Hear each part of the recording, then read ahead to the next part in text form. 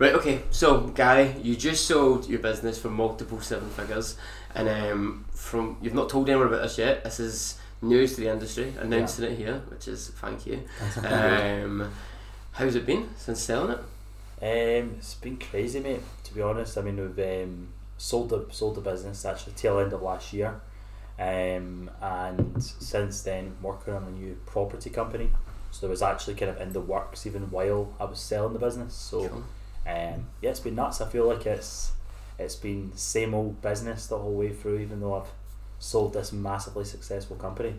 It's kind of funny because people have had suspicions and trying to figure it out, but why are you announcing it now?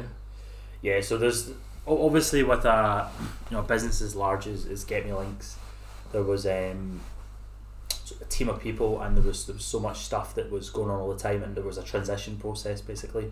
So just purely from the benefit of helping the buyers that took over the business so that they could effectively transition everything over, I didn't want to ruffle any feathers by sort of saying that the business had changed hands. So just more stuff to deal with it all at the one time, which would have been more difficult for them and things. But now they've got all of that stuff kind of set in motion, so now's a good time to kind of let everyone know what's happened. Yeah. And for the viewers that don't know, Gary, you're 24 years old. Yeah. Did you think this would happen this early on? Oh no! I mean, absolutely. I mean, the everything that's happened in SEO and the links business and all that. I mean, it's been an absolute roller coaster, and none of it I would have expected to happen at all. So no, was not planned in the slightest. I actually landed into link building a bit by accident actually. It became when I first started at SEO, I had an agency, and then I was trying to rank websites, and one of the things I became really good at was building links. And naturally, just because I became really good at that particular skill, ended up teaming up with a guy called Charles Float, and I became a supplier for his business. And accidentally that business took off, and it became kind of the main focus for me. I ended up buying DFY links off of Charles, and transitioning that to Get Me Links. So it was all a bit by accident, not even planned in the slightest, and then this sale has just been, again, not something that was really planned for a very long time. Was Get Me Links your first real success though, the first time it went boom? It depends how you characterise success. I'd been making quite a bit of money prior to Get Me Links. Like when I was probably, I get into SEO, it would have been about 5 or 6 years ago from this point now. Right. Get Me Links is only about 3 years old. So for the first year of SEO, I mean, I was absolutely clueless, to be honest with you. But I had an agency, and I'd been servicing clients prior to doing Get Me Links. I'd been doing full service SEO, building PBNs and stuff back in the day for everyone. And I had a few successful affiliate sites as well, but it was all sub 10k a month kind of stuff. It was never crazy money. But it was, to many people, that would be regarded as successful even in SEO. Get Me Links was just another level, Yeah. I think like one of the issues I had was I was trying to do everything, so going and fully managed the agency, thinking I could do it all. Yeah. And something I got from you was to specialise and focus on one thing. Right. Do you think if you didn't specialise, it would have been much harder to get success? Yeah. So I mean, this is something I've battled with actually for years, because when you get into business, and especially in SEO, there's so much opportunity. You've got an affiliate site you could do this on, you've got this business you could jump into, you've got your agency, and I think when you're quite entrepreneurial, you're very good at spotting opportunity, and you want to exploit that opportunity whenever you can. But the reality is, if you put 20% of your time into 5 things, you do 5 things at 20%, right? And if somebody just does one thing at 100%, on any of those things you're doing 20% on, just by basic math, you're going to lose. So for me, I just started to realise like how difficult it was to get one thing to work. From trying so many things, I realised how difficult it was to get one thing to work, and just by not having split focus and being able to completely dedicate my energy into one particular business, that was what was pretty much one of the core factors that made it super successful.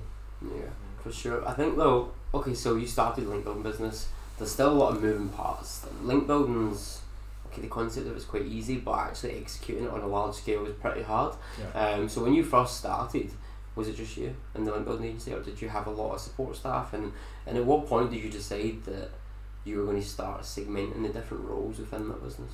Yeah, so prior to link building, I had a couple of guys that were working with me, and one of the main guys was actually running the business on the operational side. Had been working, doing a lot of kind of tasks on the side, and he'd been doing work in the agency for some of the affiliate sites. So I had some experience prior to coming into link building on staffing. Yeah. It was as the link business really took off, and it got to a point where I was sitting looking at it, and I was like, we're actually unable to do this work.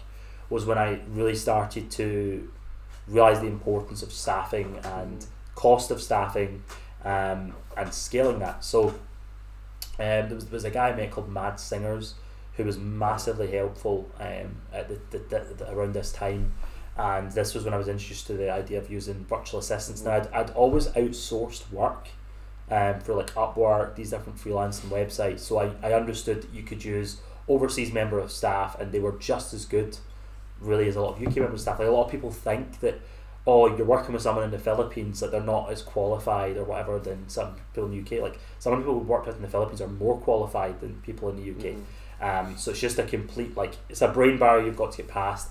But very quickly I realised that, okay, I need to scale out a team of people, and one of the best ways to do that was to take advantage of overseas staffing, because I could give them a really big wage out there, which for the cost of what I was charging customers in the UK and US was a massive differential. Like, I think I worked out at one point, like, there was a guy that owned a PR company in London, I'm not going to name his name, but he had a London member of staff, and I worked out he was paying 8 times the amount for a link builder guy working in just building links all day than I was, and that same member of staff was about 80% as efficient as my link building staff. And I pulled out the numbers and like properly looked at it. So it's crazy to see the difference of what you can do if you really understand how to communicate and build out teams with overseas member staff. And that's one of the reasons I made it work as well, is because I'm a very system minded person. Like, a lot of SEO people tend to do quite well with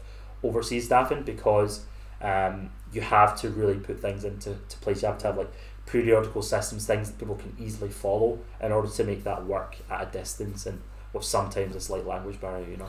Yeah, a lot of agencies don't like losing that control of having them in the office, and yeah, having the systems is essential, right? So at no point did you ever have that issue, I want them in the office, because you knew your systems were good.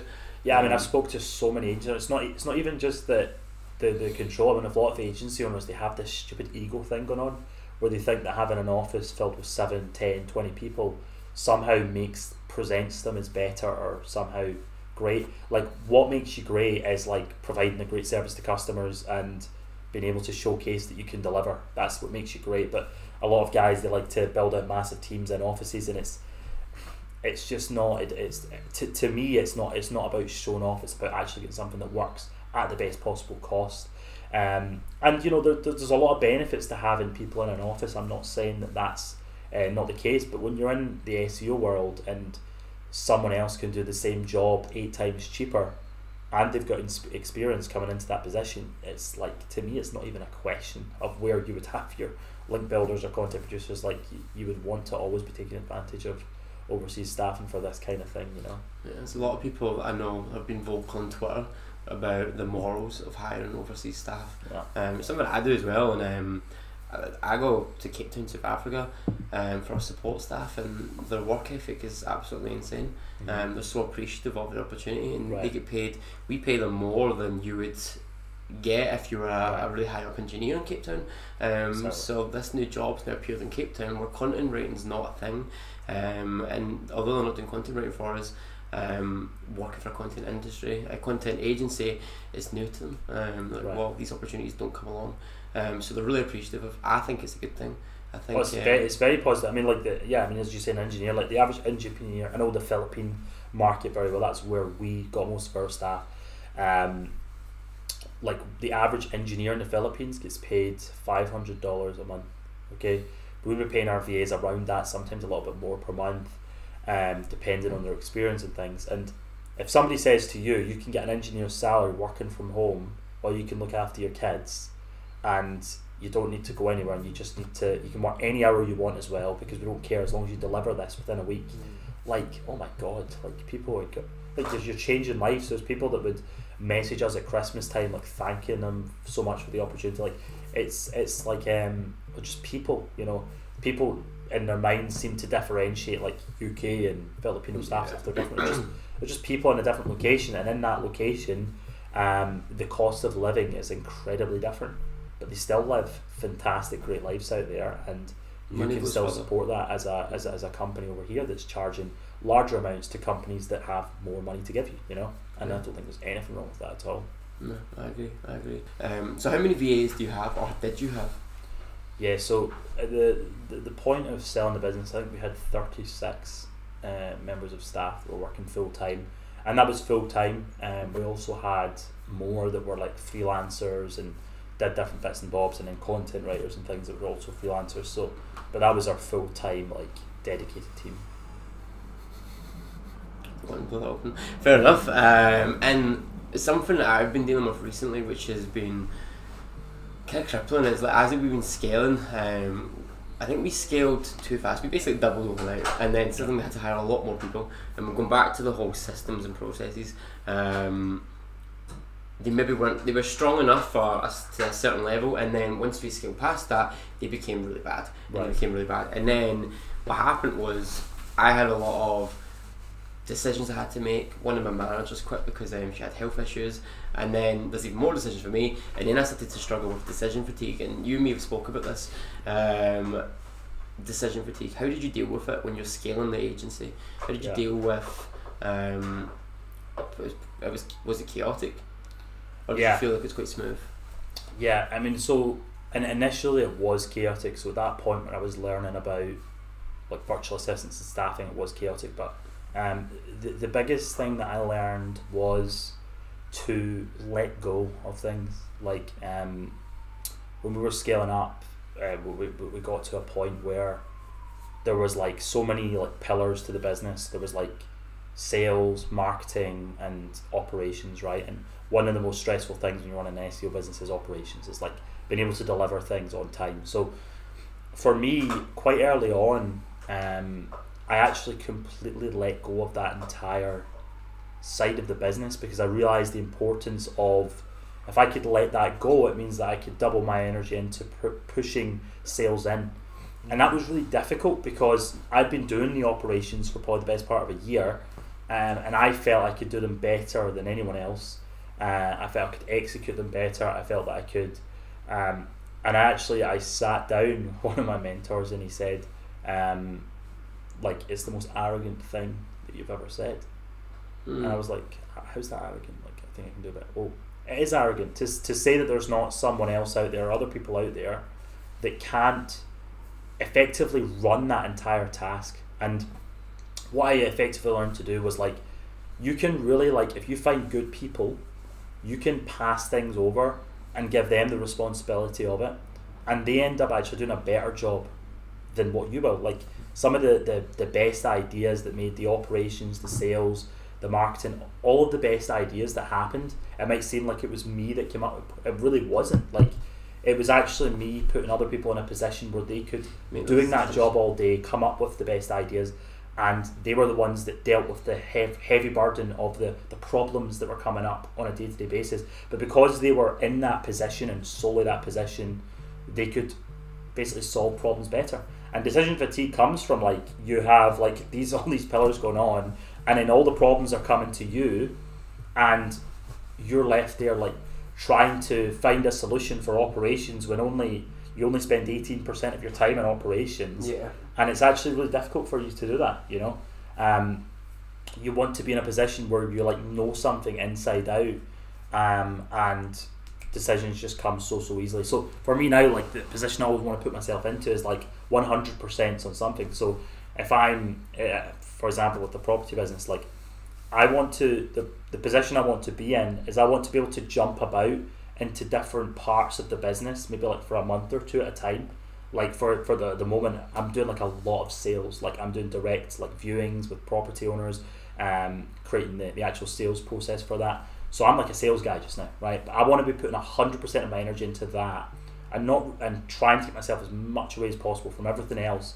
Because if I can just like do that all day long, I'm thinking about it all the time, and when the problems come up, I can solve them a lot quicker, and I can basically create an amazing system for that one thing. Then when I've done that, I'm going to find someone else to come in and take my amazing system, and I'm not going to deal with that anymore. I'm literally going to stop thinking about it, and I'm onto marketing, or I'm onto the next thing, and I can just put 100% of my time into that. So I think a good CEO or a good owner has one main focus over like a month or two, where they can like really just dive into something, perfect it, put all their time into it, and really live that position, and then find a good person to come in and take that over and really take that to the next level. Like I think of these pillars in a business like artificial intelligence. Like you give it an initial set of instructions, and then the people you put in place are like the machines that constantly are working to make it better. Do you know what I mean?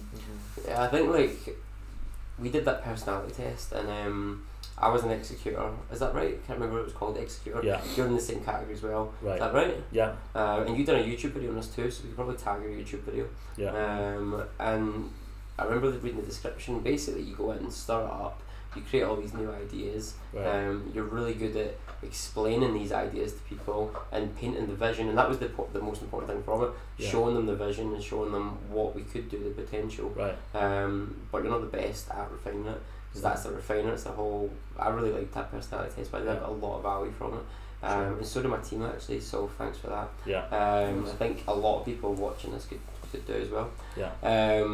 So yeah, do you think you'll just constantly go back? So let's say you go into sales just now, you'll go away for a few months, then will you come back, stir it up again, ask all the right questions? Yeah, like, do you mean back into sales after? Yeah. Yeah, like I mean for me, I get to a point with it where like I think it's set up and I'm executing it so well that I feel confident enough to let it go, and all I need to really look at is the stats. Like if we go back to like get me links for a second, like we had such a top guy in for operations that basically like I would be calling him and I'd be like, oh, is there any issues? I'd be like, oh no, it's all good. And I'd be like, oh, the stats say everything's finished, want to make sure no problems. So you want to get to that position where all you need to look at is like, is shit happening? Like, and there's a few high level numbers you can look at from sales, for example, to see if that's happening. Like, how much am I spending on marketing? How much sales am I getting? And are we fulfilling the work? Like, that's really where you want to be at the top end. And then you're sitting there when it's all done and dusted. You're going to sit there and you're going to look for where the opportunity within the business is. And this is where I changed my mindset. Like, we're talking about, jumping between different business opportunities. Like, I think it's big to like find opportunities within your company. Like, so I'll look for like where the business is burning money, or where the business is like lacking in sales potential, and like our conversion rate could be doubled here. Like, it's looking for the biggest wins, and that's the things you want to jump into for like a month, live in it, and then like, pass over your teachings, your learnings from being in that position to someone else who's going to like take that to the next level. And those people you put into that position, how do you think you got lucky with them? How do you empower them, and how did you find them? Yeah, like genuinely, like I don't think it was luck. I think realistically speaking, I just naturally have a great deal of empathy for other people. Like, I've just had that all my life, so I genuinely care about the other people I work with, and I think this is something that a lot of people who struggle with staff or whatever, like, normally, like, they just don't care about other people enough. Like, the reality is everyone cares about themselves, okay? Deep down, like, everyone's out for themselves. People you work with, like, everyone's going to do what's in their best interest. And I think if you can come from a position of understanding what someone else wants and putting them in a position to better get that, and you really do deep down believe that and want to help them get there, you're going to do a better job of making staff want to work with you, making people want to work with you, and inspiring other people to not want to look anywhere else. Fair enough. And then with the business, did you paint the business goals for them, and did you have like quarterly objectives? Yeah, I mean, I wouldn't say we had like quarterly objectives. I'm not really like a meetings guy, like a weekly meeting kind of guy, but 100% there would be like a lot of like high level objectives, like, let's execute this big thing that we don't really know how to get there, and those would just constantly kind of come up, and I actually kind of got into a position as well where like the guys who were in those different positions were coming up with those objectives as well. They were starting to see the opportunity. Like I want the guy that's like head of my operations or sales and things like that, I want them thinking like business owners. I want them thinking about how they can make the business better.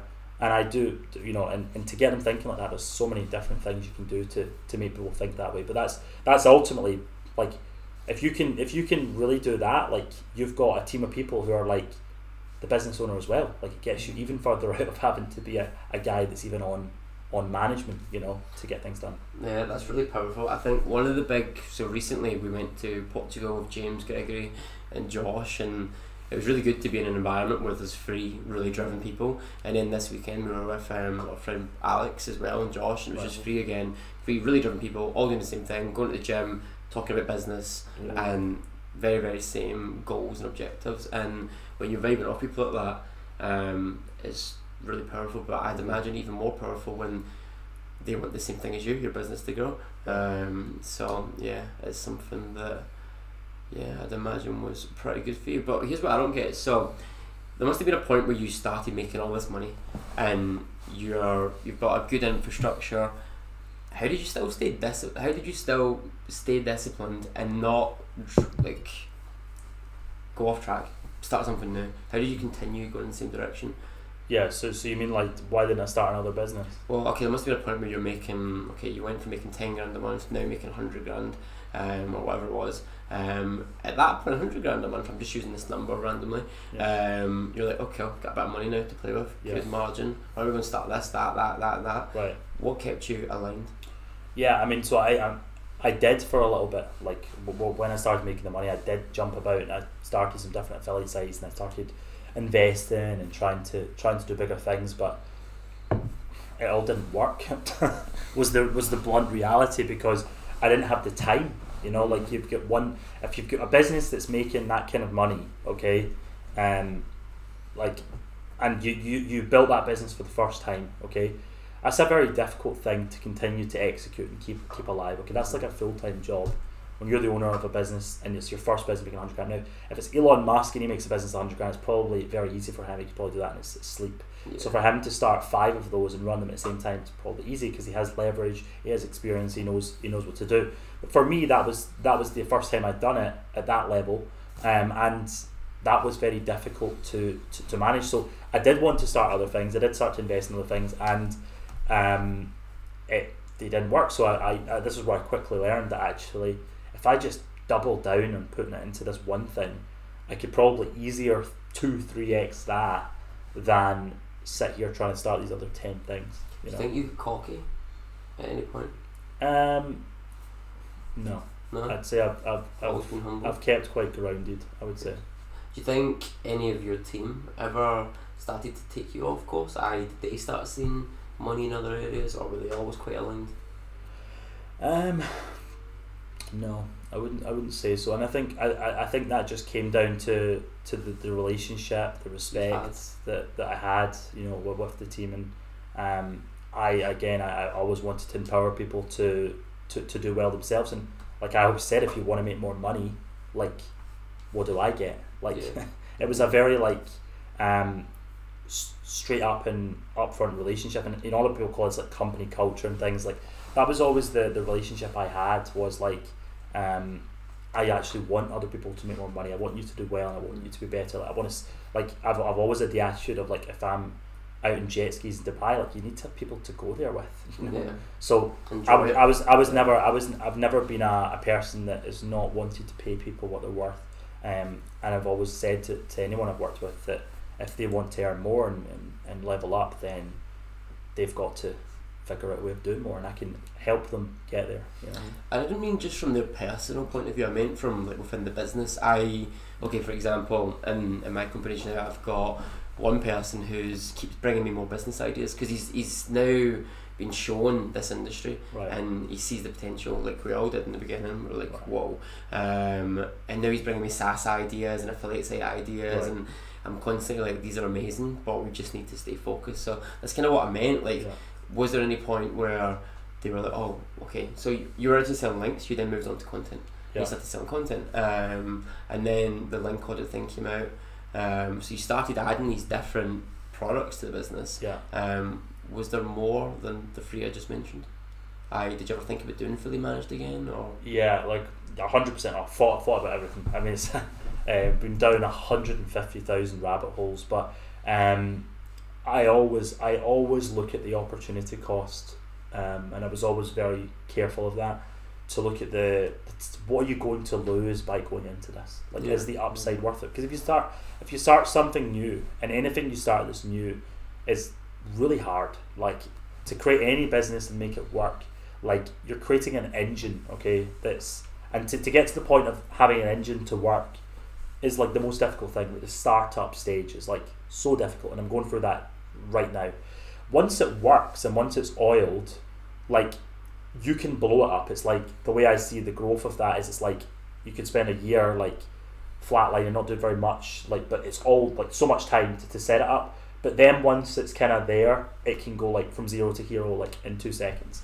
So I was always super conscious of that, and any decision that I was making towards the end to go into a new venture, a new idea, I always just took a minute, and like, if it wasn't something that had been ringing in my head for weeks to do, and then it wasn't something that fitted my high level growth goals, then I wouldn't do it. And sometimes it's very easy to jump into things and want to do them. You spend 2 days doing them, and then you sit and look at it and you realise, oh wait a minute, this is a business for like a secure person. This is a business that's not going to go anywhere near what I've got here, But you want to do it because there's something inside of you that just wants to breed and do new ideas, and that's silly. So yeah, I just got really good at sort of taking a step back and analysing the losses of my time for this thing and what the upside could actually be.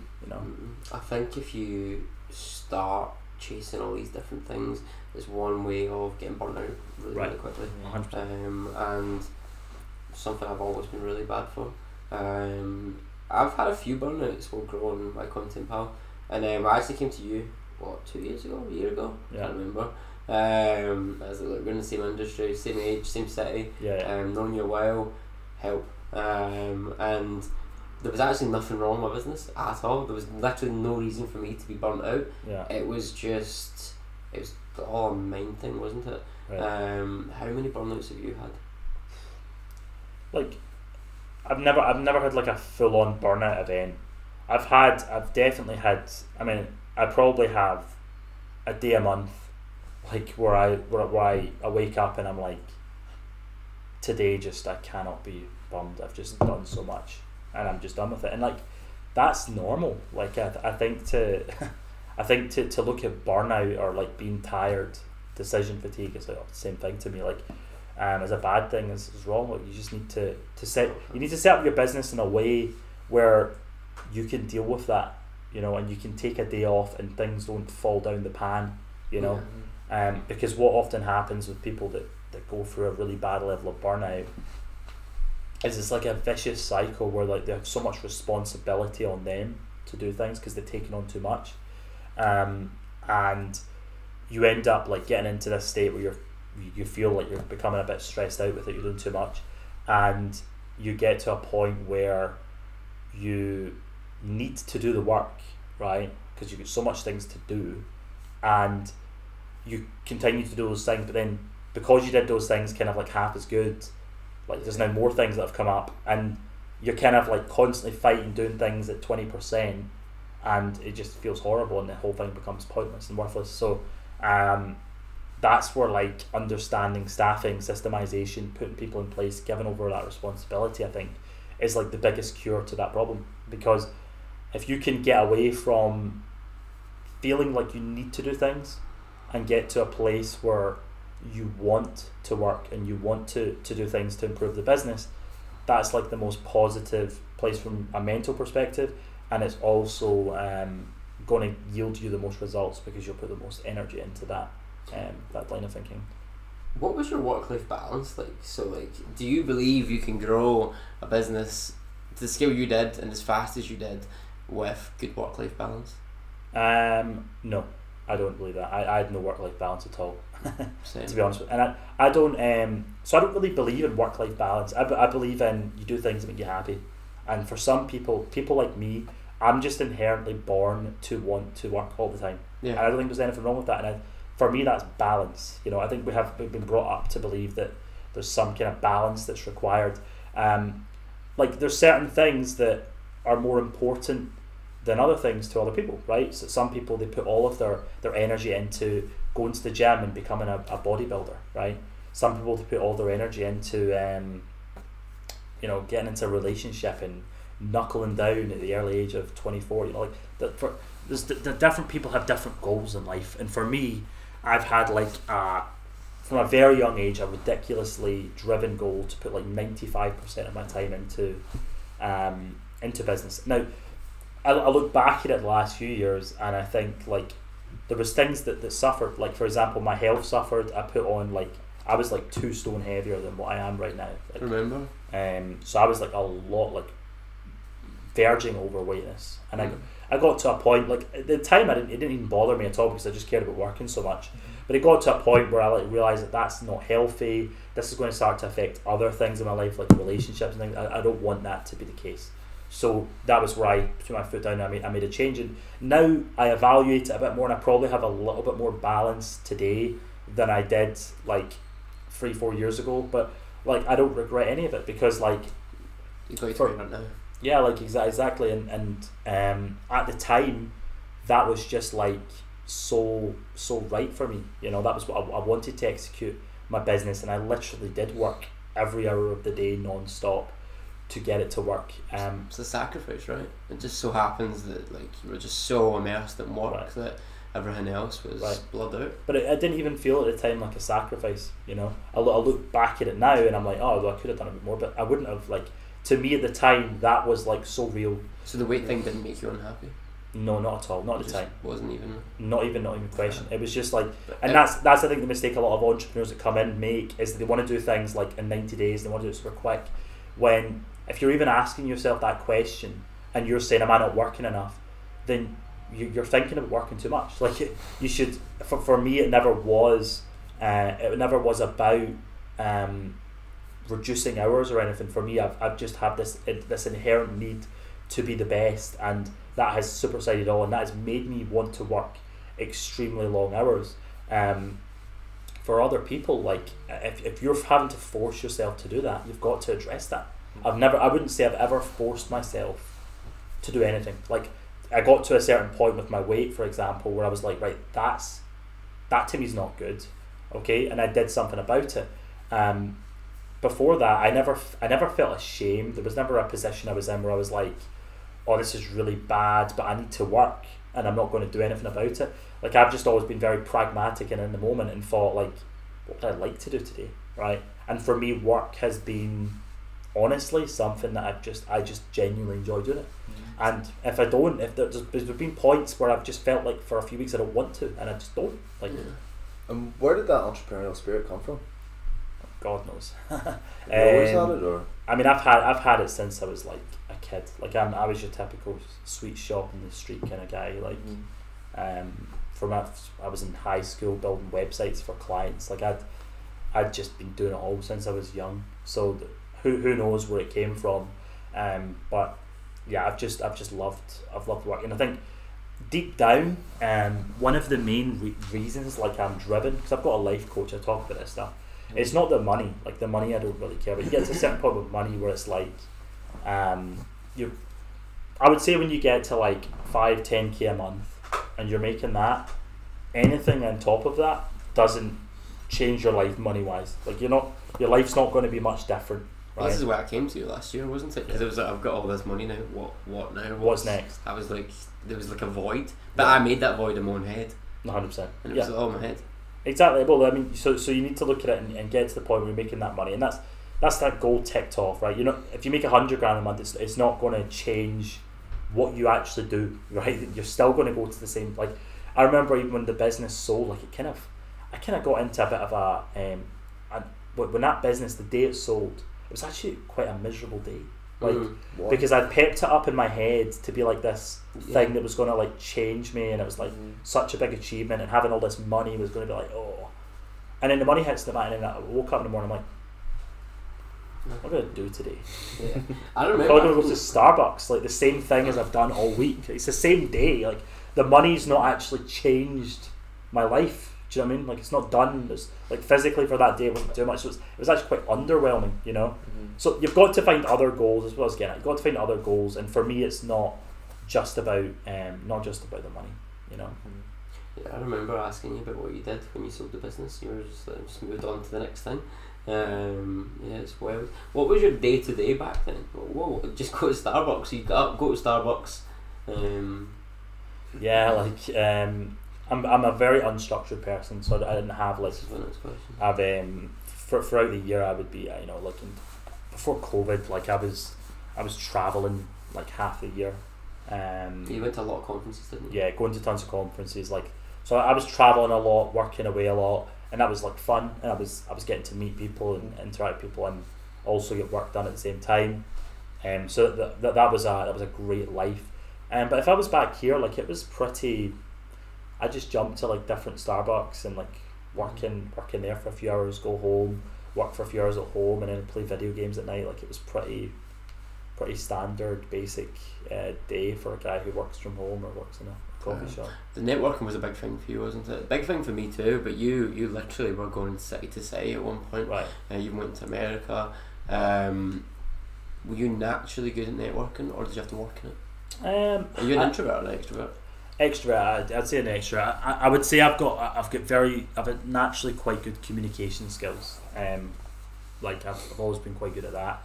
I wouldn't have ever said I was an expert at networking. Like I actually, when I first learned about networking, I thought it was a complete waste of time. Like because I'm also from Glasgow. I mean, you'll probably have been to some of the Glasgow networking. Man, they're the worst things ever. And it's like, oh my god, like you go in, like I'd been watching all these like American courses. For like SEO, and it was like they were like, oh, you need to go to your networking events and meet all these people. And I'm like, okay, I'm gonna do that. I'm gonna go meet all these people, and you meet them all, and it's like, oh yeah, I'm a part-time accountant. I've just off the brew, you know, all this stuff, and I'm like, oh, that's great, mate. I'm like, I'm not to be arrogant or anything, but like, I just felt even at my age, I was like 18 at the time. I was like, these guys just.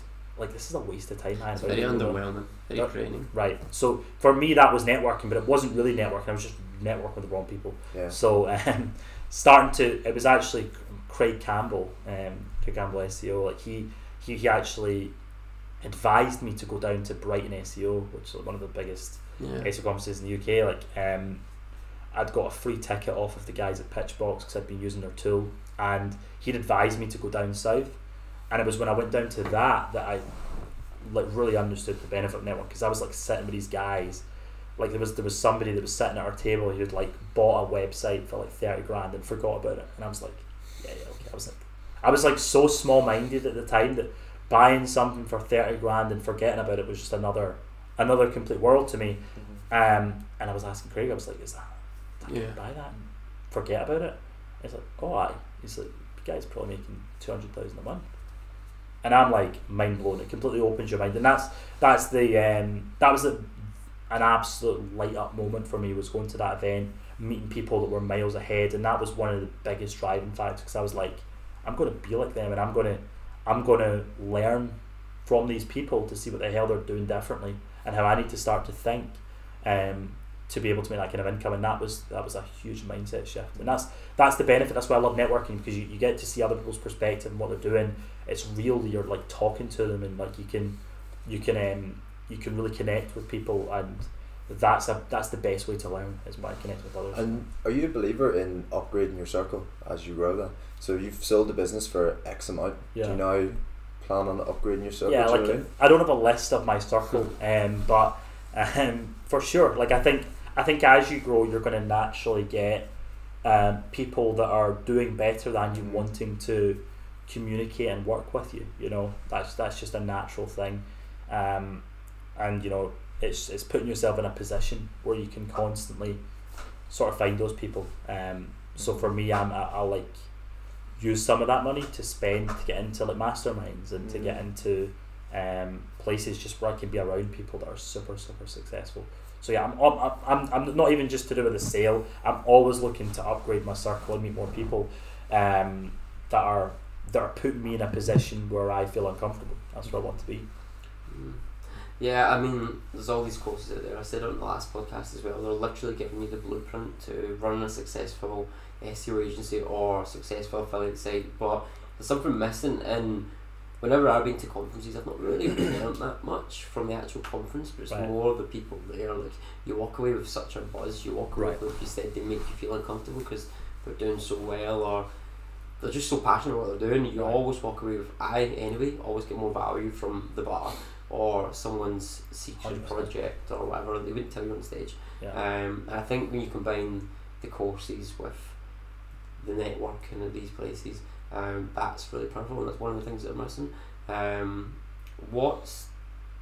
Who would you say the most influential people in the industry have been for you? Influential? Yeah. I'd say Craig Campbell. I mean, I pretty much call him my mentor, like from day one. Like he was massively influential for me. Same for me, 100%. Yeah, he's brilliant. Such a good guy. He acts like he's a big bad man that won't help anyone, but he's like the most kind. He's been great for me. Yeah, he's brilliant. So Craig, I would say, like honestly, there's such a list of people that have helped out, and so many times. Like Mads was massively helpful, during the process of scaling up the business.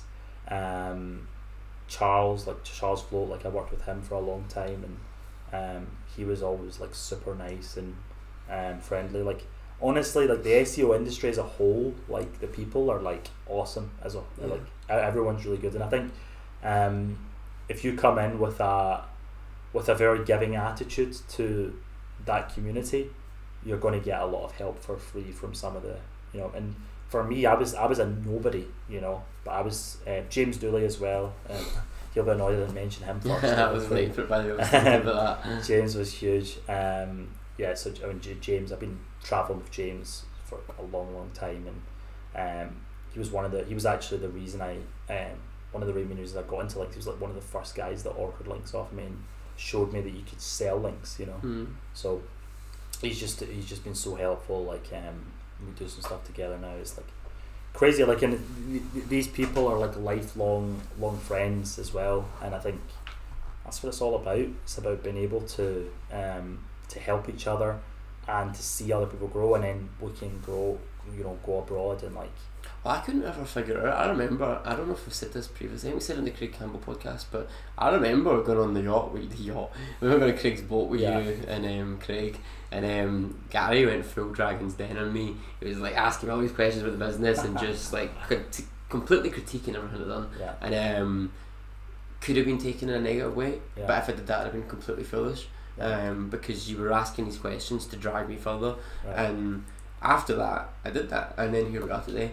Was that really personal? How much in your bank then? Literally was. By the way, how much is your flat? What's your expenses? Like, why do you buy this? And you know what? The sort of questions you need to ask. Like, you need people that are going to push you forward and ask you those difficult questions. If you're not asking those difficult questions, just letting someone make a mistake, then you don't really care about them. The industry is really good if you are approaching it the right way and you're a nice guy and you're offering value too.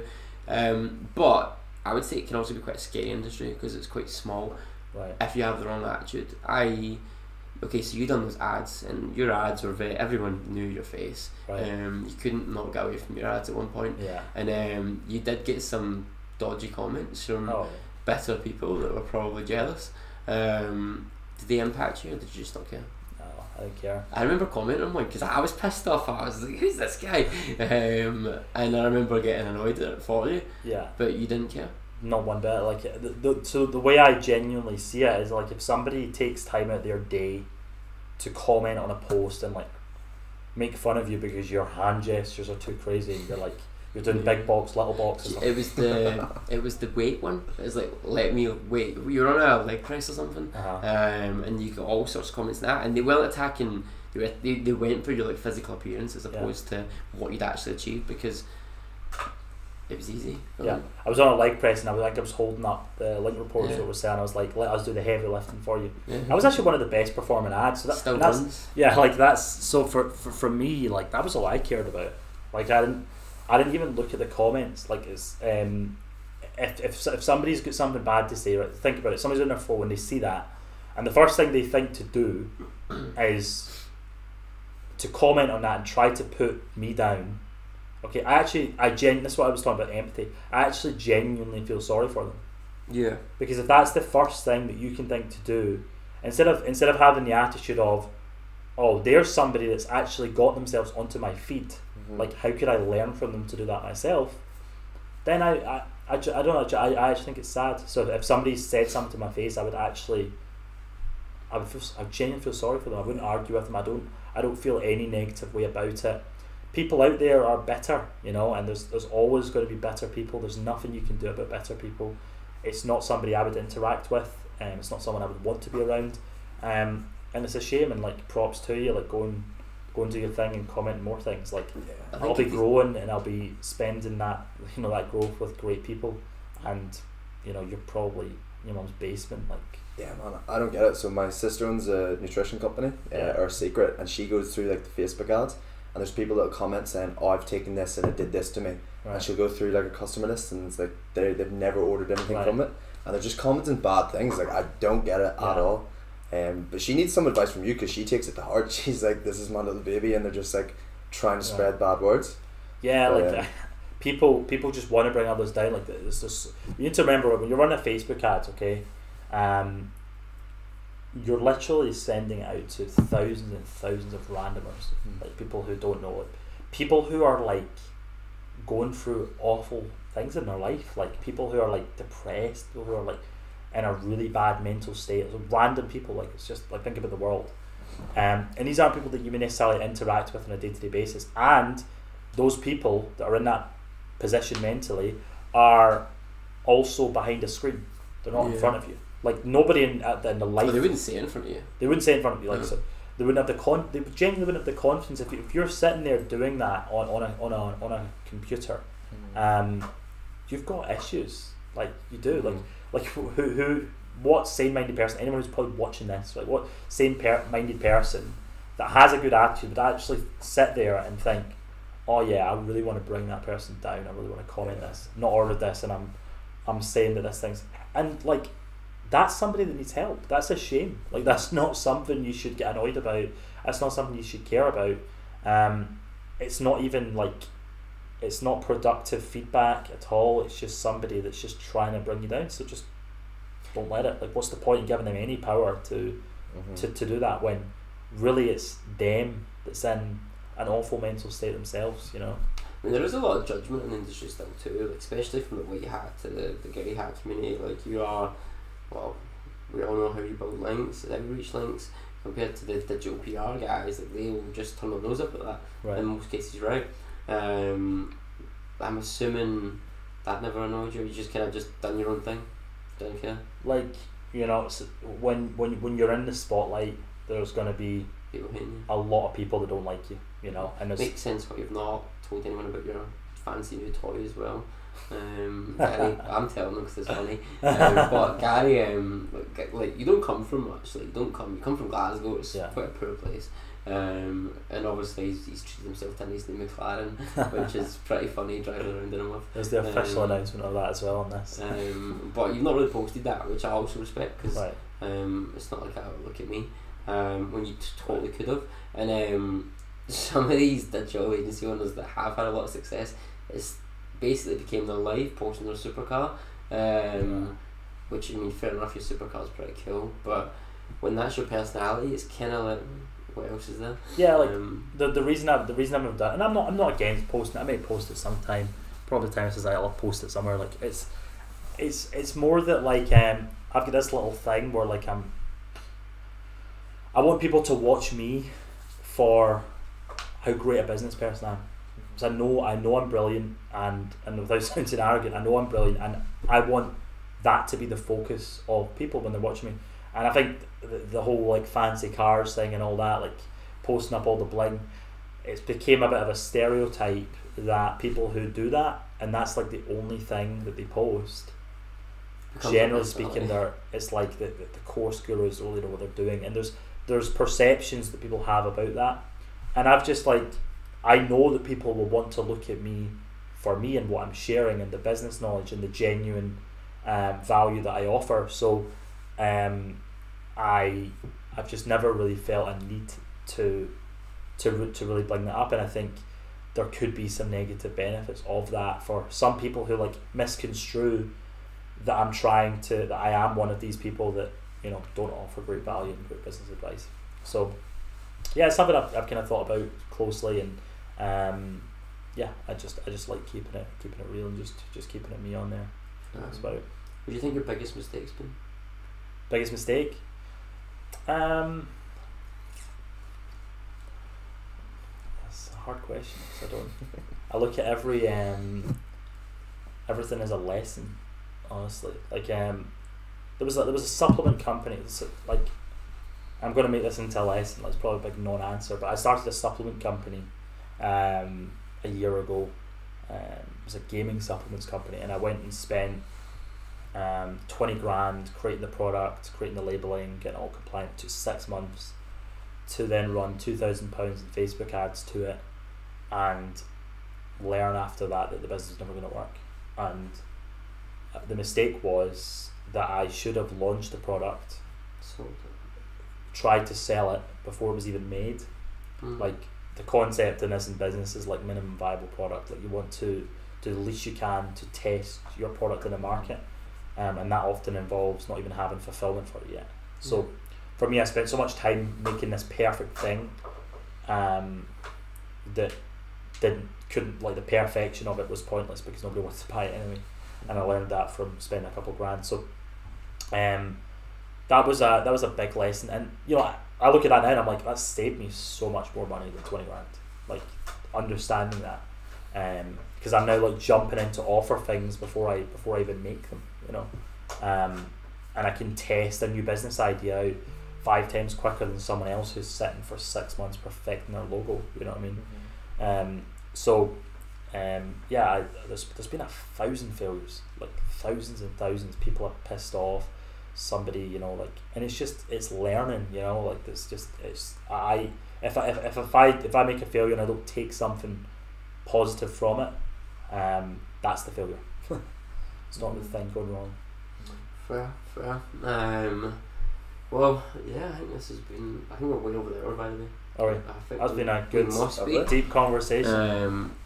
So what would you say the biggest thing you've taken away from scaling your business for 2 years that you can move into the next ones, to your property one?